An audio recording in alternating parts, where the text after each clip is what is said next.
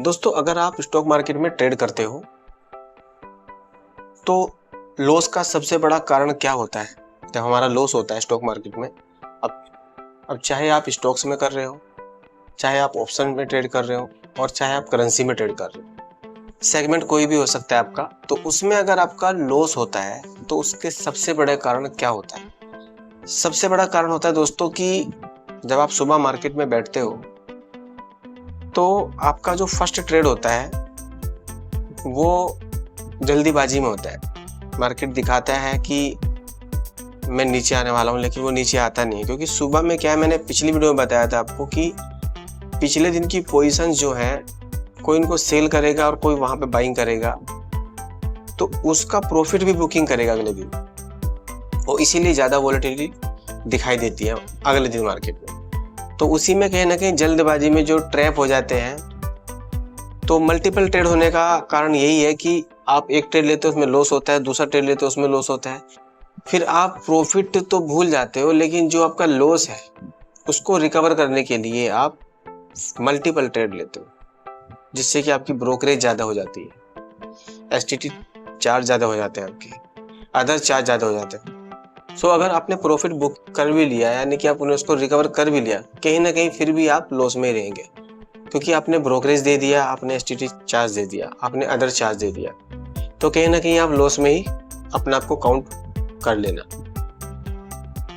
दूसरा क्या होता है कि बिना सोचे समझे किसी की एडवाइस से ट्रेड करना। अगर आप किसी की एडवाइस से ट्रेड करते हैं, लाइक टेलीग्राम व्हाट्सएप ग्रुप में ज्वाइन होने के बाद आप ट्रेड करते हैं, या किसी की रिकमेंडेशन से बाइंग करते हैं, मल्टीपल कॉल्स आती रहती होंगी आप सभी के पास, हमारे पास भी आती है, हो सकता है कि आप उससे अच्छा ट्रेड कर सकते थे, लेकिन आपने क्या है, दूसरे के रिकमेंडेशन से ट्रेड लिया, तो ये भी एक कहीं ना कहीं लॉस का बड़ा कारण होता है। तीसरा लॉस का बड़ा कारण होता है कि अपने पैसे से ज्यादा, जितने आपके पास फंड है उससे ज्यादा का ट्रेड लेना। जितने आपके पास, मान के चलो आपका पास पैसा है 1 लोट का या 2-3 लोट का ट्रेड का पैसा है, अगर आपके पास मतलब 50,000 अगर आपके पास है, तो आप 3-3, 4-4 लोट में काम करते हो। मैं ऑप्शंस की बात बता रहा हूँ, 3-3, 4-4 लोट में काम करते हो। लेकिन सही तो ये है कि अगर आपके पास 1 लाख रुपया है तो आप केवल 10,000 से ट्रेड करोगे, तो आप कभी भी लॉस में नहीं रहोगे, क्योंकि आपके पास जो फंड है उसको तो आप पूरा का पूरा ट्रेड में लगा देते, तो उससे क्या है, ब्रोकरेज हाई हो जाती है, और अगर थोड़ा सा भी लॉस में चले गए तो उसको रिकवर करने के लिए आपके पास उतना फंड नहीं बचता। तो ये भी एक बहुत बड़ा कारण है आपके लॉस में रहने का। उसके बाद आता है कि पूरे दिन सिस्टम पे बैठे रहना।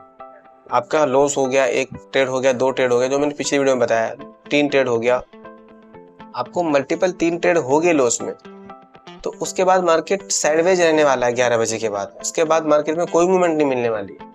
हो सकता है कि आप टर्मिनल को छोड़ दो, फिर लास्ट में 1:30 बजे के बाद, या फिर पूरे दिन मार्केट में मत रहो, लास्ट में 1:30 बजे के बाद आओ, तो एक अच्छा प्रॉफिट मिल सकता है आपको।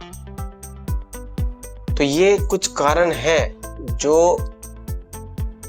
एक रिटेल को लॉस में ही रखते हैं। दूसरा क्या है कि कोई नहीं चाहता आप पैसे बनाओ, टैक्सेस इतने बढ़ गए हैं, उसके बाद कोई भी नहीं चाहता है कि आप पैसे बनाओ, आप जैसे हो वैसे ही रहो। ये चाहते हैं, मार्केट चाहता ही नहीं है रिटेल को कि वो पैसा बनाए। तो कुछ ये मैंने इस वीडियो के माध्यम से बताया आपको कि एक रिटेल, मैं भी रिटेल की कैटेगरी में आता हूँ, एक रिटेल क्यों लॉस में रहता है मल्टीपल टाइम। तो मैंने आपको रीजन बता दिया। ऐसी छोटी छोटी वीडियो लेके मैं आता रहूंगा, इन्वेस्टमेंट की भी और ट्रेडिंग की। तो अगर आपको वीडियो अच्छी लगती है दोस्तों, तो लाइक शेयर करें, सब्सक्राइब करें मेरे चैनल को। मिलते हैं फिर नेक्स्ट वीडियो में, तब तक के लिए जय हिंद।